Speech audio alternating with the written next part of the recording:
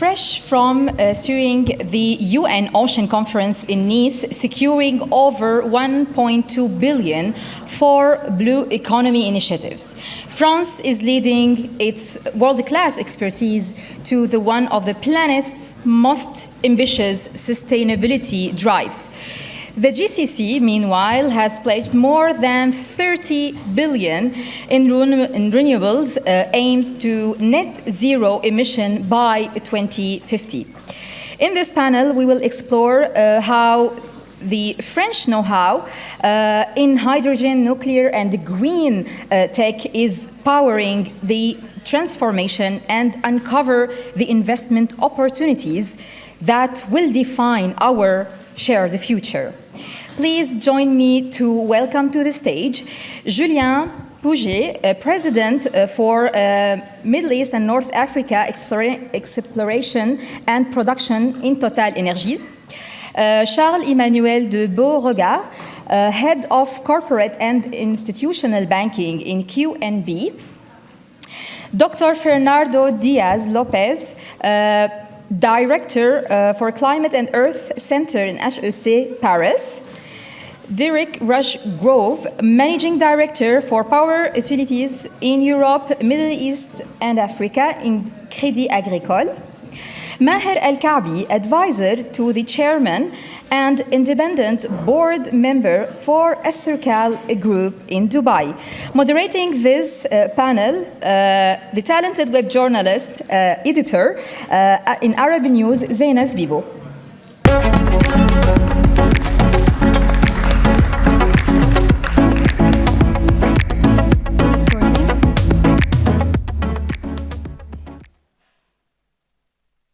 Good morning, ladies and gentlemen, and thank you for joining us for today's panel discussion, Innovating for Sustainability, Managing Water, Waste and Energy in the Gulf. We have, as Daleen already announced it, an amazing lineup of speakers today across different industries. And so to begin tackling a big question, as nations race towards sustainability and achieving net zero targets, global strategies are increasingly converging. We have France's France 2030, Oman's Vision 2040, Saudi Arabia's Vision 2030, and of course, UAE's net zero targets by 2050, which all reflect a shared urgency but tremendous room for and opportunities for collaboration. Let's not forget that a few years back, or a couple of years back, the UAE hosted COP28, which placed the region on the map for global climate discourse. And so today, during this panel, we'll explore how France and the GCC are shaping a sustainable energy future, while spotlighting high-impact partnerships with perspectives from government, finance, academia, and the industry. I'd like to begin by tackling the policy and strategic outlook. Mr. Maher Al Kaabi, from your vantage point in government, where do we currently stand in the journey towards sustainable resource management in the Gulf, and what's next? I think this is a predicament question for everybody in the nation globally, because managing resources are really challenging. However, I think more so in GCC, what you call nation, because we kind of pushed with a lot of consumerism from the Western world, and everybody is like becoming entitled in terms of consuming all the time.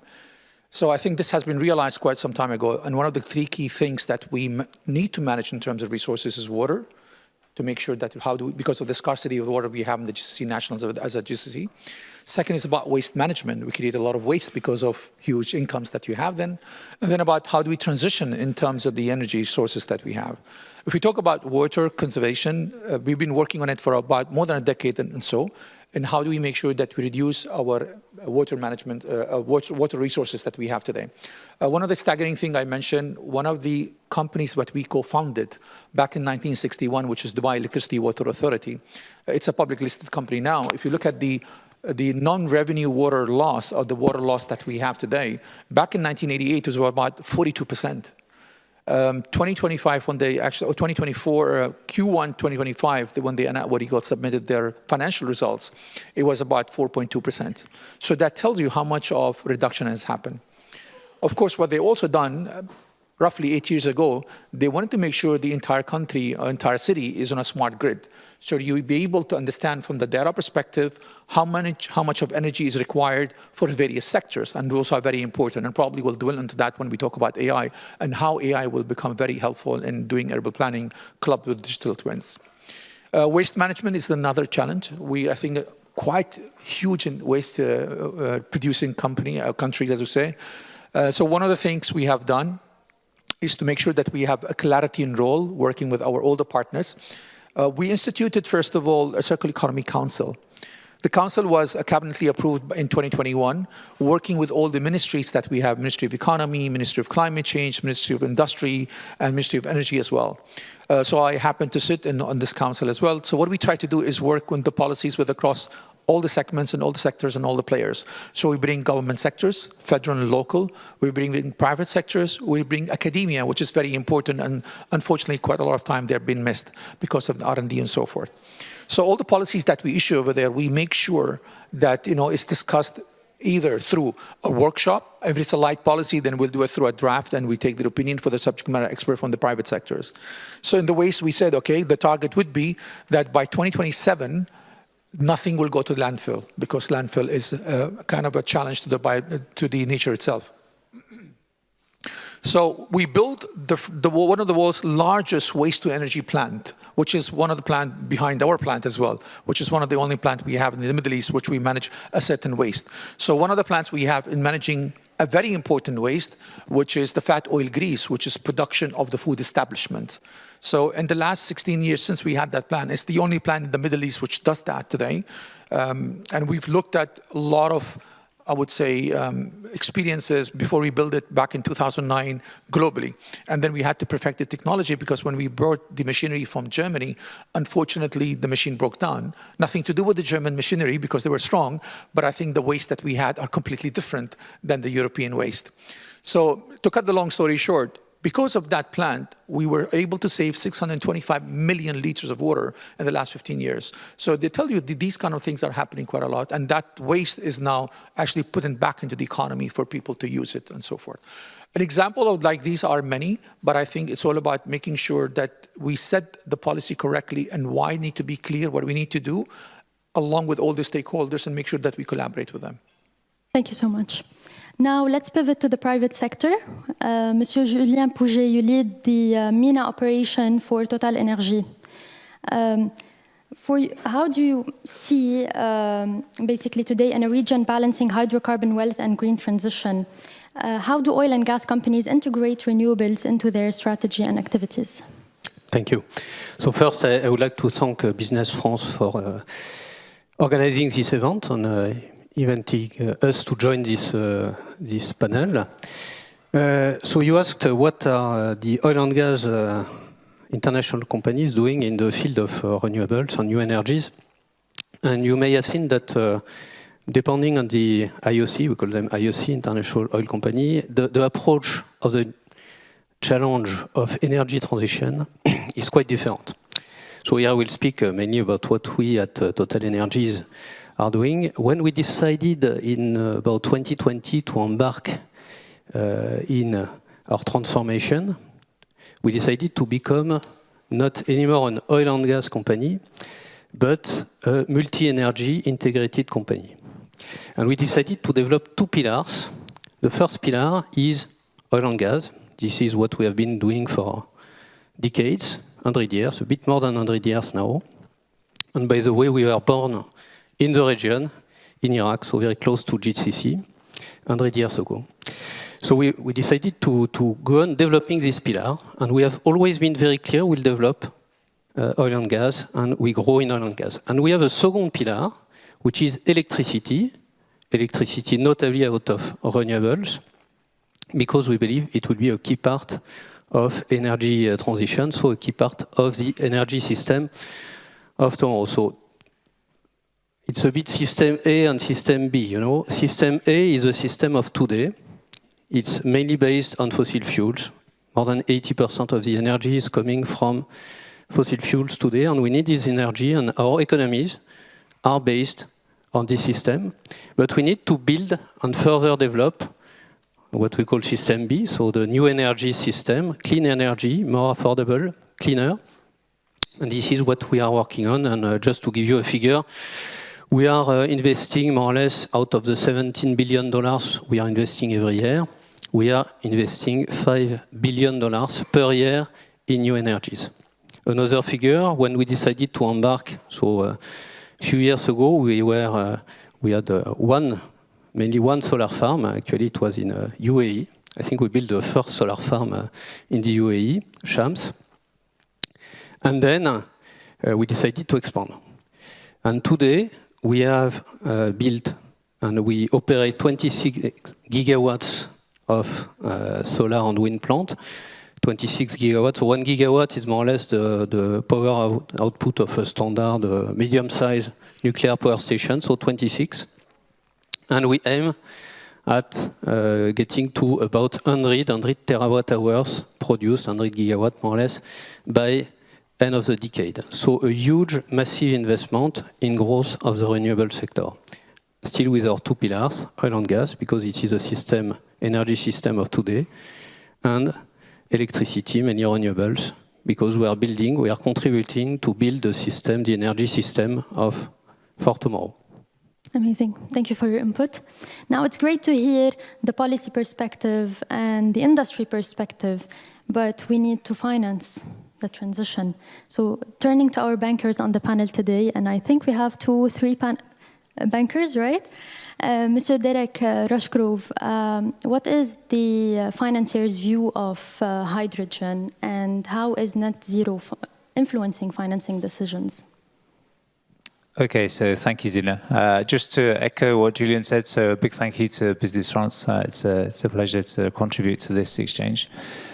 So first of all, 2 questions, very good questions. I'll address the hydrogen one first.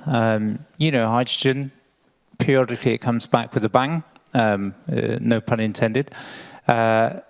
It feels a little bit like the buzz, the fizz has just gone a little bit right now, but that's perhaps not a bad thing. It means that we're back to serious sponsors, serious investors with serious opportunities.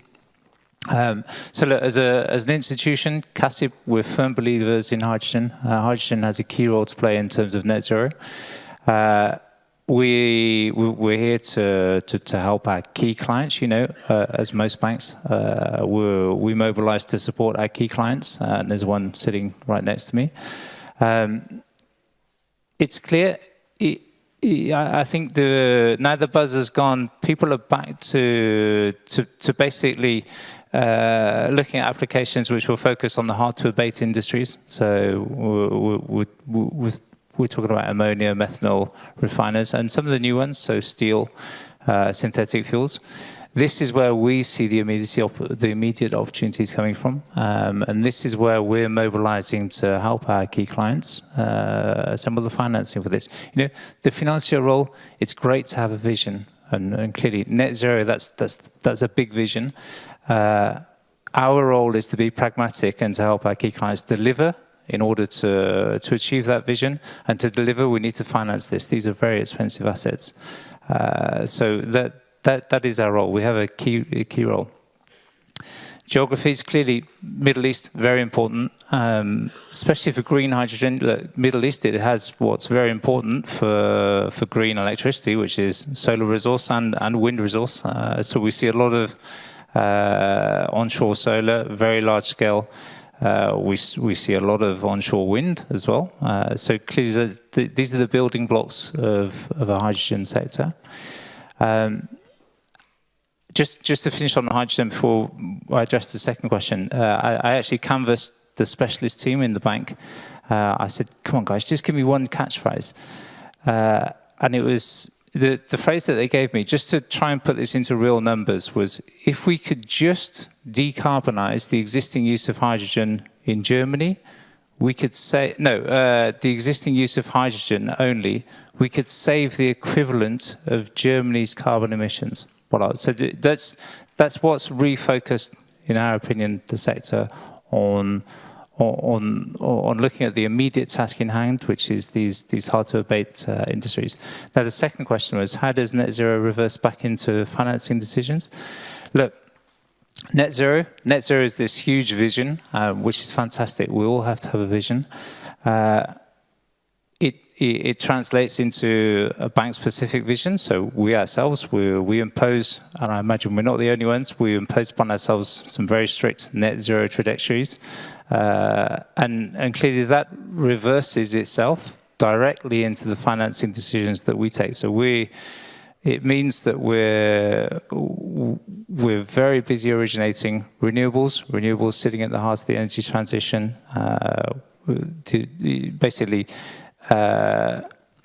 It makes it more challenging for upstream oil and gas, for example. When you look at the carbon intensity of a loan book, that does reverse into it. It also makes it challenging sometimes for some of the other peripheral parts, you know. It's great to have this vision, but when you actually look at the nuts and bolts of when you start to have material volumes of grid-connected intermittent renewables, you do need some other parts to keep the lights on, you know, and that's where the focus becomes. And one of those parts is spinning reserve and peakers, so thermal peakers. And this is where sometimes there's a bit of a gap between vision and implementation. It's very difficult for a bank to book those thermal peakers because you never know how much they're going to get dispatched. But they're an essential part to keep the lights on, you know. So look, it reverses itself. Maybe reverses is not the right term. It's prevalent in every financing decision that's taken for the bank now. Voilà. Amazing. Now, to complete the view, I have also a question for Monsieur Charles-Emmanuel de Beauregard. As a banker, have you seen a change or acceleration in the way Gulf countries develop their power, water, and energy projects, and what is at stake for the future? Yeah, so the answer is clearly so. I think there was a turning point in 2018 where most of the countries from the GCC established a vision and a path to sustainability and made a very important announcement as to how they would meet their objectives. Basically, there were two aspects. One of them is to increase the share of renewable in their energy mix. And second, to reduce the electricity or power consumption per capita. All of them made these objectives public. Just as an illustration, and I'm talking under the control of Julien and Derek here, but I think in 2018, there was less than 1 gigawatt of installed capacity for renewable in the region. Now we are at 16, which I think says a lot, because clearly this ambition is not just on paper. They are doing it. And there was an acceleration of this ambition, which was announced in 2023, to, I would say, do even more in terms of, and I'm talking just about renewable here, I'm not talking about water or waste, but I think it's an important illustration, to do even more on that front. Objective being by 2030 to reach 96 gigawatts.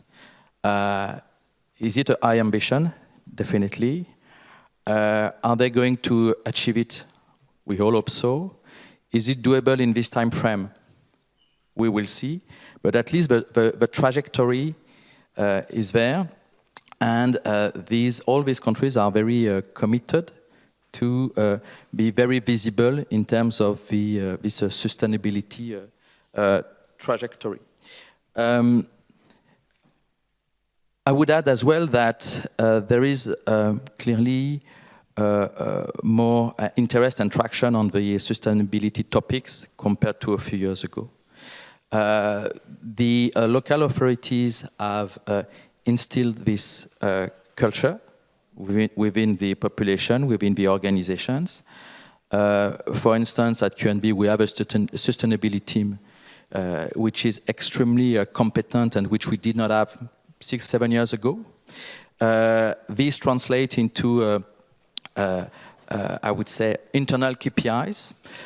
We want to have more and more dialogue with our customers, with all the stakeholders on ESG topics. And as an institution, we also want to catch up and become as good a citizen on the ESG front as the big players like Crédit Agricole and others. So again, this is a trajectory, and I'm personally impressed to see how quick things are going in the region in that respect. Thank you so much. Now, finance, technology, and policy are all significant, but we need the human capital. So now bringing in Dr. Diaz-Lopez to the conversation. In your view, how can academic institutions and leadership training programs contribute to building climate resilience in the Gulf?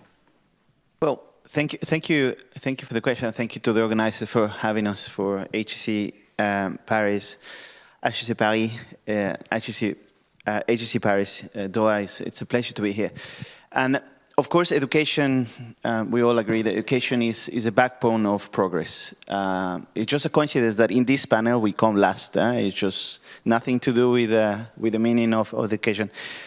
What I can tell is from the perspective of higher education. Of course, there are many forms of education, and tomorrow there will be a panel on education. But from higher education, and in particular from business management education, managing is quite interesting, the title, managing innovation, managing sustainability, managing water, managing waste, energy. And without management, there is no innovation. So there is no business planning, there is no finance models, there is no capacity building. And what we see is that traditionally, education from a management perspective has responded to government plans, to societal demands, and to business trends. But we live in an unprecedented and very complex world. You know, the example shared here testify that it's not easy to find solutions. It's not easy to, to set up plans in motion or bring technology into action without having to do problem solving, without having to find what is the best alternative, what is the best scenario, what is the best today compared to what we had before. So the business management education world requires today more than ever new forms of collaboration. So if we were competitors before, today, well, that doesn't matter anymore because we ought to collaborate. If we were in different sides of the room where we different, there's so many policy questions that already have an answer by entrepreneurial solutions, so we just don't meet one another. So what we are witnessing and what we see also in the Gulf region is that partnerships for thought leadership, partnerships for new programming, new educational and training programs, but also partnerships for innovation. Innovation understood as novel things that have an application are essential. Now, we at HEC, we lead a partnership called Business School for Climate Leadership together with INSEAD, Oxford, Cambridge, IMD, and we're 8 schools that traditionally we would compete. But in climate, we are together. So we have developed a thought leadership program. And there is something called Business School for Climate Leadership Middle East that involves the University of Qatar, the university, I think it's 9 universities in the region.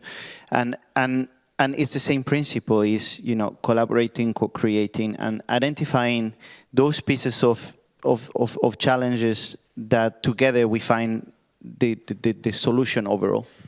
Now, what is different today and what is required? That's what we're doing in the region. We are the only non-American university in Qatar in partnership with the Qatar Foundation. We've been there for 15 years. But why is today different? Because we, of course, training people to become business managers. And we don't want them to become sustainability managers, but we want them to be able to work with a sustainability specialist, with a waste management specialist, with a water management specialist, and together, using the strengths of both skill sets to find those solutions that are applicable in that moment and with this future thinking and the future looking that we've been discussed. So there are many other schools in the region that do excellent things, and we are learning from our partners in the region as well. It's not that we have all of the knowledge. Well, yes, we're a very prestigious university or higher education institution in France and in Europe, and we're really good at doing business models, and we are really good at setting up business transformations. 25 of unicorns in France are created by HEC graduates. So we know a thing about setting up business, but we don't know the reality of the terrain. We don't have all of the knowledge. So these partnerships and these collaborations is very important. And just let me finish to start going back to something mentioned at the very beginning. An energy transition, the energy transition is a hybrid transition. The Gulf region understands it very well. France understands it very well. I did more of a career in the Netherlands. It's understood very well that you need the best of both worlds to be able to face the ecological and the climate crisis that we have today and turn it into opportunities. Now, there's a lot of skill sets. We have a lot of people in our graduate programs, not only in the region, but also here in France, that used to work in oil and gas. They used to work in heavy industries, in heavy to decarbonize industries. With the skill sets that they have and the skill set that they gain through sustainability training or thought leadership, purpose leadership training. We're doing that a lot in the region. We're running a custom program for Aramco on purpose leadership, for example. And that combination of new skill sets makes a difference in this hybrid transition that we're witnessing. So I go back to my original, saying that from a higher education and business management education, partnerships, programming, and new forms of innovation. That's at least what I can share with you all. Merci beaucoup. Building on this point, I have a question for Monsieur Maher. Basically, how important is knowledge sharing and cross-border collaboration and accelerating this energy transition process? Sure. I think before that, I still need to stress on the education because it's really undermined today. And given this is passionate for me as well, we keep on discussing climate matters at our levels all the time. We're missing something very important because we know if the climate matter is going to be here to stay, then we need to make sure that we teach our children. We teach the schooling system has to change and so forth. And I need to ask a post question. How many of you, if you can, please raise with raise of hands, actually teach your loved one and children at home about sustainability and climate change? Please prove me wrong, because every panel keynote I speak, it's always less than 5%. It's still not more than 5%, by the way. So I'm really disappointed, right? That tells you we keep on talking at our level, but we're not really teaching the children, and that's very important. And I've got a problem because I sit as a chairman of schools and I sit also on the board members of universities. The moment we teach the children these things, they go back home and they unlearn and come back completely zero, whatever knowledge we've taught them with. So it's a lot to do with ourselves. We need to make sure as parents, we need to change the generation of understanding. And that takes me as a good segue for the knowledge sharing and collaboration at governmental levels and country levels. Now, look at pandemics. That's an example for us to see. We sailed through, some countries managed very well, some could not, some were in denial. But those countries who actually collaborated together, they managed even better because that collaboration brought a lot.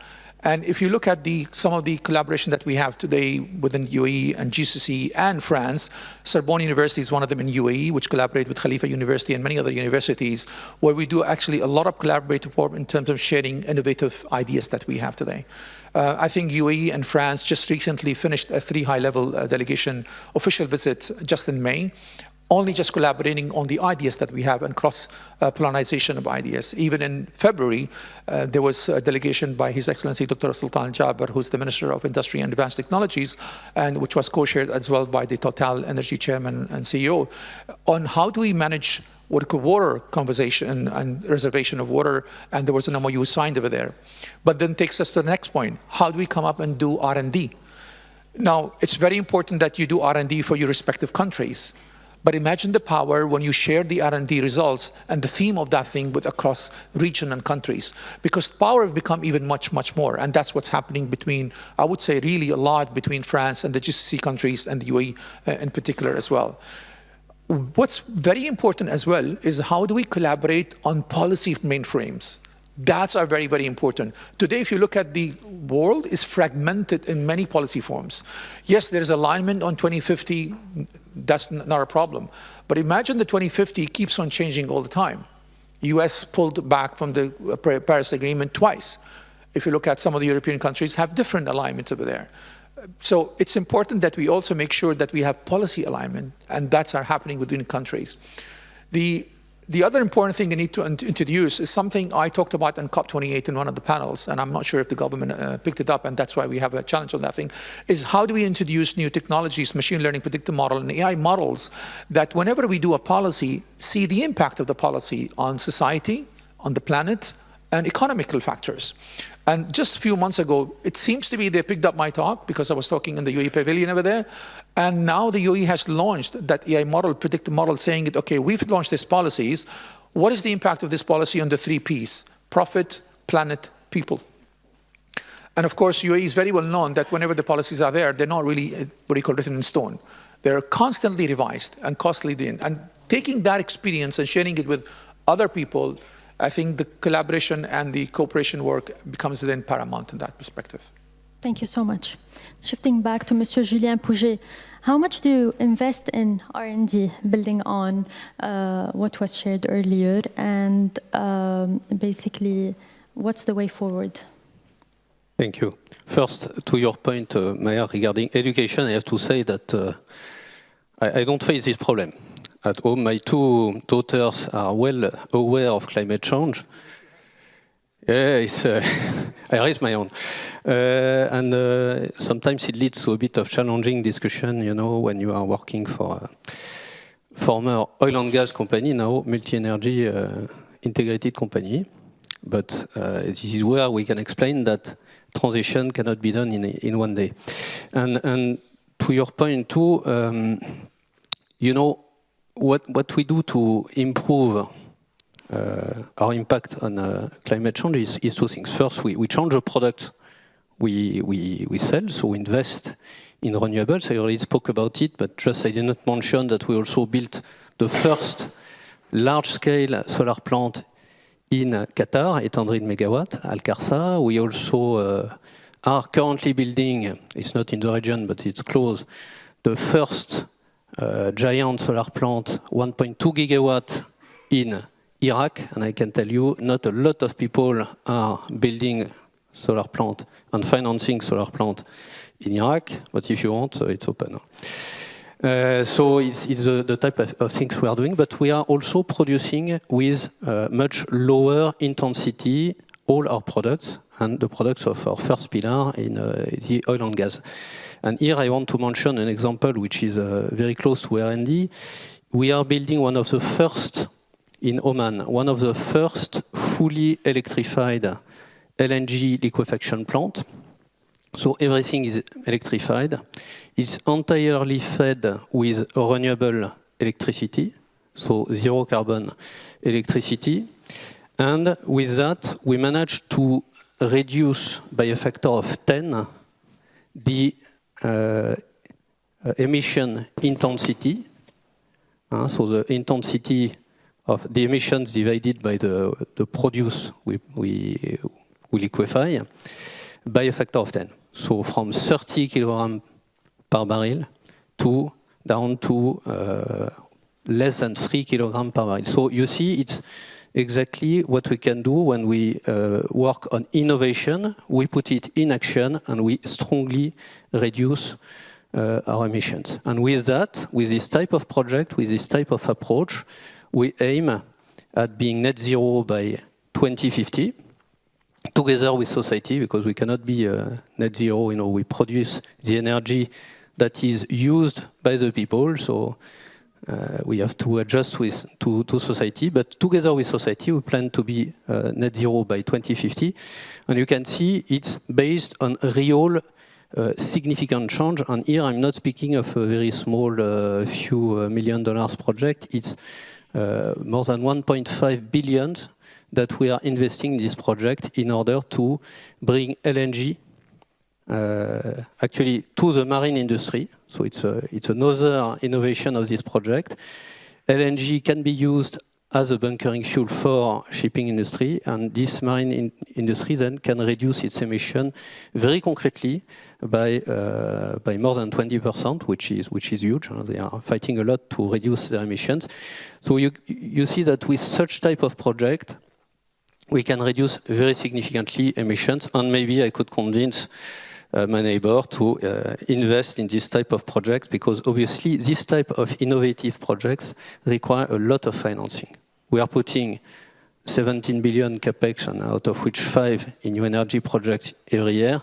But obviously, we are using financing from banks and other institutions in order to support the financing of this project. I know I don't need to convince Charles-Emmanuel, but you are contributing already to our renewables portfolio at CACIB. So this is what we are doing. And just to your last question, we are investing every year about $1 billion in R&D, out of which 68% is dedicated to developing the new energy systems. And as an example, we have a large R&D center in Qatar where we develop the products for solar, but also for upstream, how to reduce emissions and improve sustainability. Thank you. I think Derek wanted to intervene maybe on the question of how governments ensure their procurement regimes remain attractive for international lenders. Sure, thank you, Tina. It was starting to get slightly uncomfortable here, so I'm glad to take a question. Well, first of all, before answering the question directly, first of all, just to put some numbers on this, because it's what we do, we like numbers. A typical, and there's no typical, but a typical renewable development in the Middle East, it's in the range of $1 billion, you know? So it's $1 billion, it's quite a lot. And these assets, they're basically, they have a long life, so they're going to generate power, desal water, storage, we start to see now. They're going to operate for 15, 20, 25 plus years.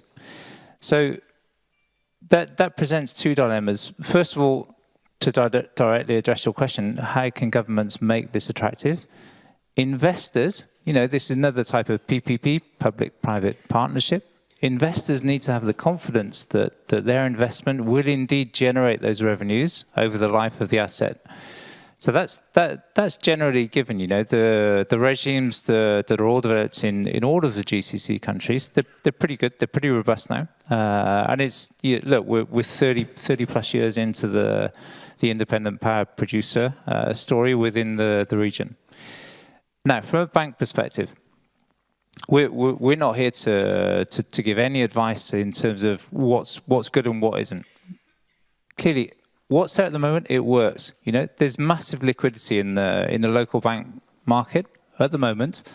So all of the regimes are able to attract lots of bank capital to support the private investors who are putting cash into these assets. Now, from an international bank perspective, you know, it's all about matching liabilities with assets. These are long-term assets, and they demand a long-term financing. For the international banks, and especially for the Western European banks, this is where the dollar dilemma starts to be a bit tricky. You know, we like mobilizing short-term dollars. We're quite sophisticated, so we can understand a project. We can look at the construction risk. We can mobilize big amounts of capital to get these assets developed and built. But then the eternal dilemma becomes, well, where's the natural home for the financing of these assets once they're built, once they're operating? It's not Western European banks. We're not conceived to hold 25-year paper, dollar paper, especially on our balance sheets. And this is where we see in the region, and the different jurisdictions are at different stages. we see some that are really taking the step forward in terms of making the capital markets the natural home for this paper, for assets that are operating, that are working. The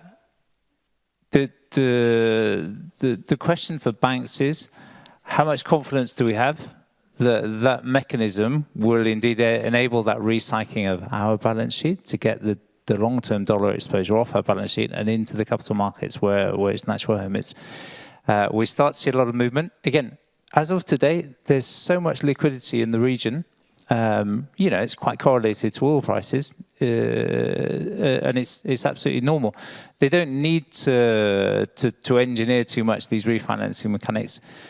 We all know markets are cyclical, especially commodity markets.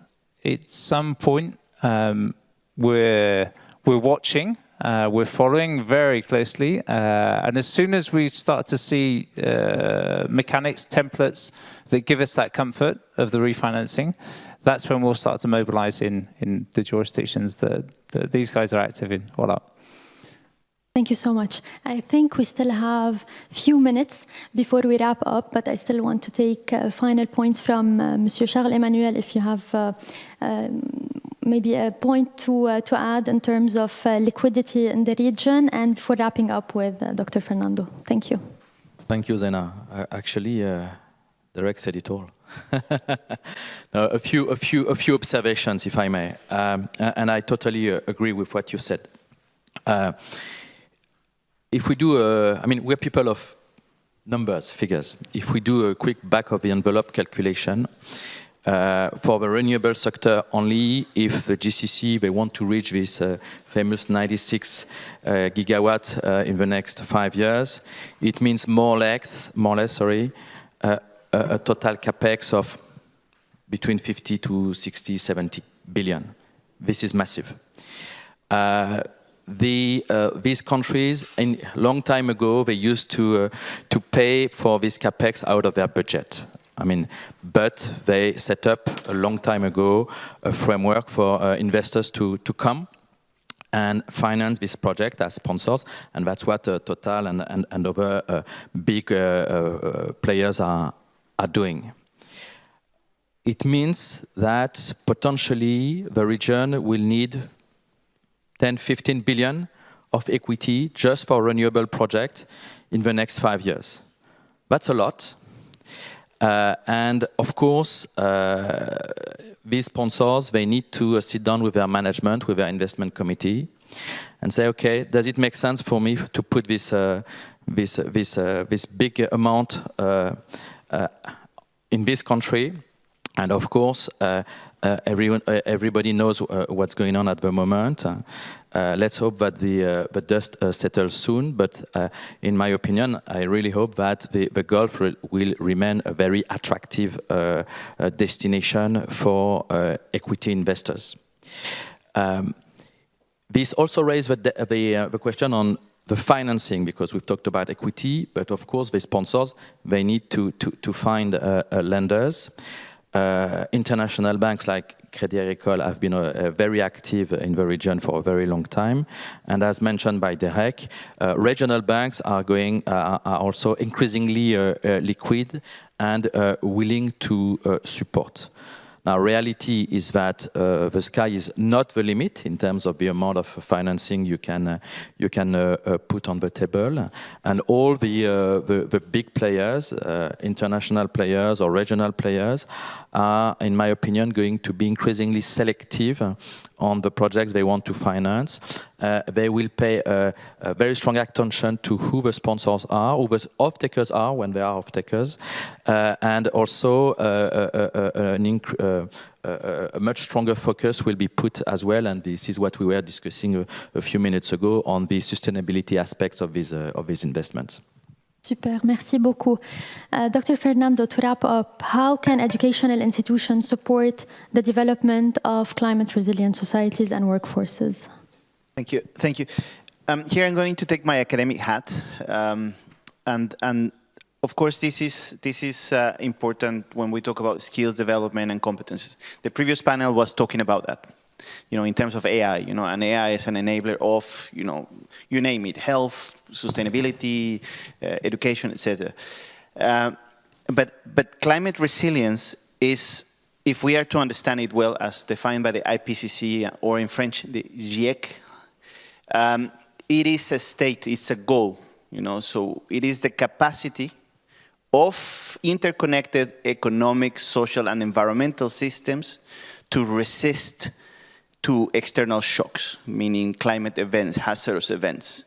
So if you ask insurance, and if you are your insurance colleagues, not only the insurance sector, but the reinsurance sector today has the most advanced methodologies to identify risks and to do long-term planning, and they're actually worried about the amount of money they have to pay back. It's not only that the investment and the long-term investment is there, but the amount of insurance and reinsurance that is needed today, because 20 years ago we didn't do climate resilience planning. 20, 30 years ago we didn't do, we didn't anticipate if technology would work or not.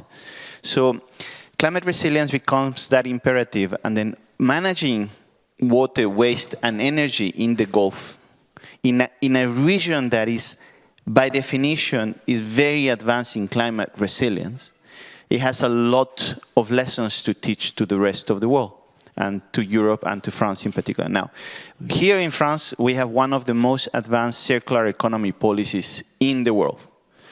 Here the right to repair is guaranteed, the right to reuse.